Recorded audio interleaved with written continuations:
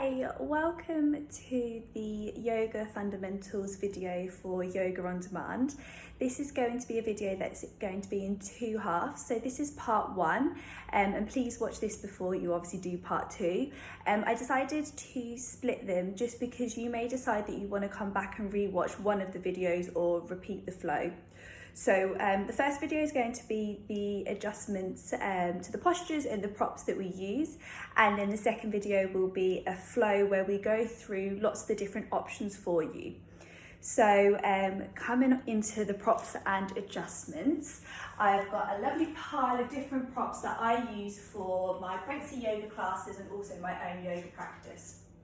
So starting off with yoga bricks blocks, totally up to you if you choose to use these. You don't need the actual yoga bricks. You could use a Tupperware box, a couple of boxes, or some books. The idea of the blocks are to just raise the floor a little bit higher for you. So that's a few different options, and I probably do use these in almost all of my classes, so to have an option of these would be really, really useful.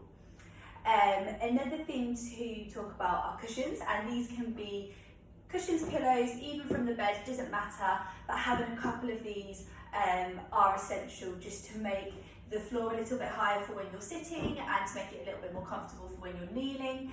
That being said, a blanket is also really useful. Blankets are sometimes a bit easier to kneel on and also lovely to have at the end for our relaxation. And then a yoga strap. This isn't an official yoga strap, it's something that one of my yoga mats came wrapped in, but I use this. Or you can use, a really nice alternative is a scarf or the belt from a dressing gown, something like that. But these will be really, really useful, and again, ones that I do often bring into my classes. Obviously, also, I'm on a yoga mat and I'm practicing on a hard wooden floor. Now, you don't have to have a yoga mat. If you're practicing on a wooden floor, try and have a couple of layers or be on a rug, and then a towel on top, or if you're practicing on carpet, a towel on top is absolutely fine. So coming into the postures and how we use the props to adapt. So just to note, obviously, in your pregnancy, your body is changing so quickly, and depending on the trimester you're in will affect how you find the postures. So this is a really great class and session to come back to, just to remind yourself of the different options and ways that you can adjust. But ultimately, it's all about moving intuitively and listening to your body. So let's start with seated. I start lots of my classes in a seated posture. So we open the class, so I really encourage you to sit on a cushion or a couple of cushions, and this is just to raise your seat, and it just takes the weight out the lower back and helps straighten the spine. So again, you may choose to sit on a chair whilst we open the practice, or maybe you want to kneel, and we'll go through kneeling as well. So just to just listen to your body and whatever feels comfortable. I'll say your comfortable position, you adapt and kind of take that however you like.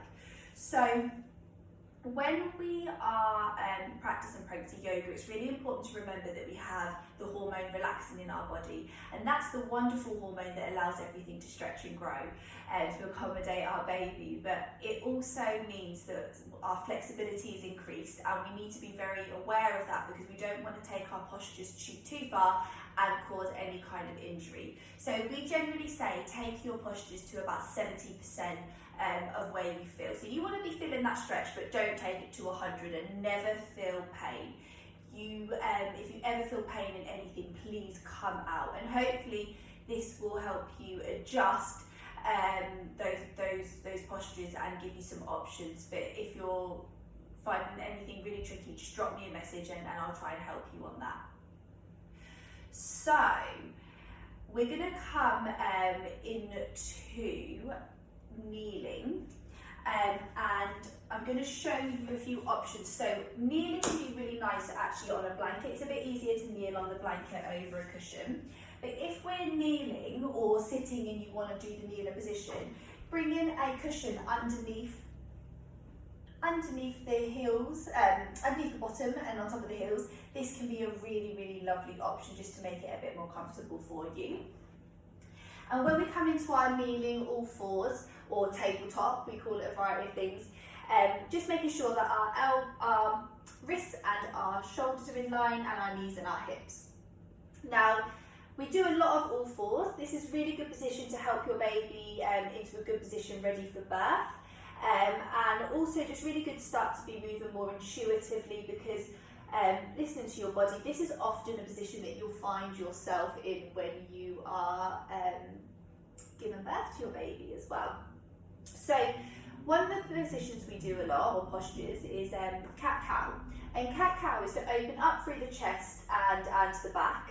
And it's a really lovely way to just start to warm up. So we inhale and we gaze forwards. Maybe we gaze forwards, maybe the eyes come to the sky. And we exhale, we round, we curl, imagine we draw our baby towards our back, we round through our shoulders, and if we have the space, we bring chin to chest. Now, I just want to show you, in a normal yoga practice, when we do cat-cow, we inhale and we also raise our lower back to the sky as well. So it's like we're making a kind of banana shape with our upper body. In pregnancy yoga, just watch my lower back here. Instead of being here, I want you to be here and focusing more on opening through the upper body. So we curl round into our cat and we inhale into our cow. Okay, so I don't just not taking it too far. So just listening to your body, but it's just to kind of try and not have too much pressure and weight going through the lower back, because obviously you've got your pregnancy weight in the front as well. So that's just a little tip for your cat-cow. Now, to tell you about some other kneeling positions and options, I'm going to talk a little bit about inversions. So it's totally up to you. If you don't want to invert, you do not need to. I will offer the option of down dog. There's also some other options to down dog that you can do. So to show you down dog first, we tuck under our toes, we take an inhale, we exhale, we bring our hips to the sky. And normally I encourage to walk through the feet, just doing a lovely stretch down the lower back. Just taking 3 or 4 breaths and then exhale and bringing the knees back down. Now, you don't need to take the full inversion, and if you're struggling with heartburn, reflux, low blood pressure, I really encourage you not to be inverting and having your head lower than your heart. In regular yoga practice, I know we do a lot of forward folding and a lot of walking and curling up nice and slowly, but in pregnancy yoga I generally don't practice that. I encourage you to have your eyes forwards, and as we're moving up and down, keeping the head over the heart and not coming forwards. So another option for inversion or down dog would be to just have the hips high in the sky, but just come down onto your forearms, really nice. Another option would be to use whatever you're using as your brick and just rest your head there as well. That just makes it a little bit more of a resting posture. Another lovely option would be to either use a chair or a stool, and we will use props like this throughout the practice as well, just to lean on and to come forwards. So this can be a really nice option. You can also use the wall instead and just lean against the wall. And how this is really nice is by also having this will help you with your balance if you're doing any balancing postures. So having a chair, a stool, or the wall close to you can be a really nice option. So I'm just going to move that out of the way. And finally, I just want to show you the child's pose. So child's pose is a resting pose, but it's also a way to lengthen through the side body. So for your child's pose, especially if we're going to be taking it for longer, you want to really make this a nice, comfortable position. So again, bring in the cushion underneath the seat. Your legs need to be wide enough to accommodate space for your baby, because the idea is that the arms come forwards and you just carefully lower yourself towards the earth. Now, to some people, this is enough. Others, you'll be able to come all the way down. And again, it's going to probably depend on your stage of pregnancy. But again, using a brick or a block block or your Tupperware, whatever you're using, your book, to rest your head on can just be a really nice option as well. So one of the beauties of home practice is you can really make it your own, and you don't need to worry about anyone watching you or trying to compare yourself to anyone. So we're going to come up to standing, and I'm going to show you two options for coming up to standing. One is going to be rocking backwards and forwards. The other is going to be our modified kind of chaturanga for pregnancy, which is called sweeping cat. And also, if you don't like either of these, you just get up however you can, as safely as possible.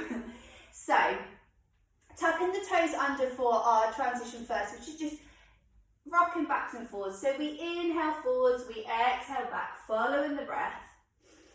And this is really nice. You get a nice stretch through the arms and the wrists and also the feet. And once we build momentum, we're inhaling backwards and forwards, looking forwards. We use the momentum to push ourselves up to stand at the back of the mat. Second option is our sweeping cat. And in this, we bend our elbows towards our body, bring our face towards the floor. Before it meets the floor, we sweep forwards, and then we just come into our cat pose. We bring the heels to the feet and we sweep through again. And you can do this a couple of times, maybe once is enough. Maybe you really like the momentum you build and strengthen your arms, but when you're ready again, you just push yourself up to stand. So that's your other option. Just moving the blanket out of the way, and again, when we're using lots of props in pregnancy yoga, you're going to need to be kind of moving things off and on the mat. That's absolutely fine. So we're going to come into our warrior poses, and I'm going to show you forward facing and on side so you can see both angles. So our warrior one, we step forwards with one foot, and in general normal yoga, we talk about being on a tightrope so that our feet are in line. But in pregnancy yoga, I want you to think more about being on train tracks. So you have a wide stance to bring stability to the hips. And to show you from the side, the most important thing is that this knee is over the front toes and your foot is just at a slight angle at the back. I'll just move these cushions so you can fully see. Now, when we're doing this posture and pose, you'll find that we will guide you through different options. So some may be inhaling the arms up, exhaling down, straightening through the leg, bending through the leg. Sometimes we'll hold it, but you make your practice what you feel comfortable with. Some days this might feel wonderful, just placing your hands on your tummy and focusing on your breath. Some days you might want movement, okay? Opening to warrior two. So warrior two, we're on the length way of our mat and our body is also towards the long edge of the mat and our gaze is over our arms. And again, you can make this as soft or still or moving as you want. So just listen to your body, but the most important thing is that we're trying to focus on opening this thigh and keeping the knee over the feet also. So coming to our tree pose, I really love tree pose and it's something that I try to bring into a lot of my classes because I think it's really nice to have a posture that you can build on and see improvement. And with tree pose, the more you practice, the better you come. So standing with your feet kind of hip distance apart, and you're going to be, it's a balancing posture. So if you want a chair next to you, that is absolutely fine, or if you want to do it by the wall. Remembering that in pregnancy, your centre of gravity changes. So just rocking backwards and forwards and just seeing where your centre of gravity is. And just taking a moment to really find that. And again, as your pregnancy develops, you're going to find that changes on a day-to-day, weekly basis as well. So our options for our tree posture, tree pose is we bring one foot up and we have our standing leg. And this foot can come with just the toes resting and it's just rested by the ankle. The next level is that you raise the toes off the floor and it's on the leg in between the floor and the knee. And then you have your full posture where obviously you lift and you rest it on your thigh. Now, this posture is absolutely fine if you're used to practicing it and it feels comfortable. If you're new to the pose, I would really encourage options 1 or 2 because this can be quite intense on the pelvis. The most important thing with tree pose when you're practicing is not to do this. So I'll just lift my top up so that you can see my hip here. You want to zip up and have a nice straight line rather than pushing out here. Okay, just think about alignment of the pelvis. And when you're doing your options, you can have your hands on your tummy, on your heart, or into the full posture. So just a few little tips there, but it is one in the sequences that I'm going to come back to regularly. So I'm just going to come down to the mat. I'm going to show you our transition. So again, you come down to the mat however you're comfortable, but if you're going to flow with me, I'll inhale up, exhale, bend the knees, and again, just as you got up, walking down to the floor. Finally, I'm just going to show you 2 of the relaxation postures that you can choose. So if you, well, actually I'm going to tell you 3. If you are over 25 weeks, please, if you're coming down to the floor, it must be left-sided lying. So lying on your left side, making the floor as comfortable as it can be for you. So using all of your props to make it comfortable, and you will learn what makes it comfortable for you.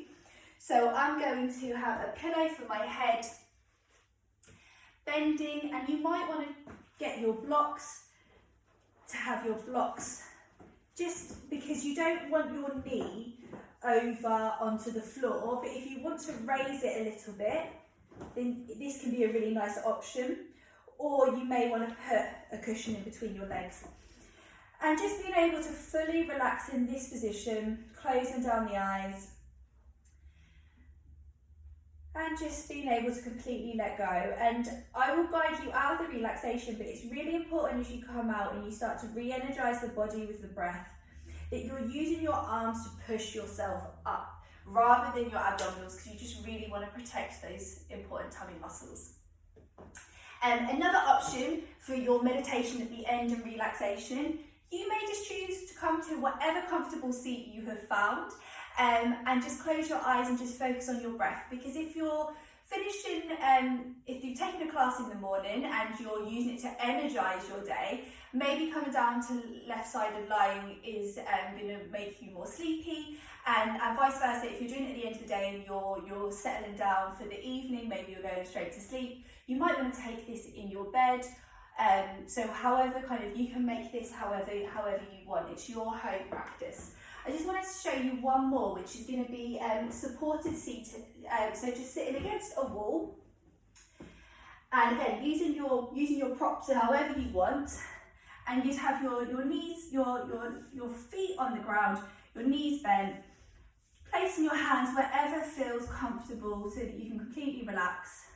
And this is just a more supported seat and can be a really nice one to open your practice, or to maybe start with a little bit of affirmation practice or guided meditation before you come into your practice as well. So throughout the classes, there are going to be so many more options that I give you, but these are just some of the key ones that can be really beneficial to come back to and remind yourself. And part 2 is going to be running through some of these in a flow. Look forward to seeing you there.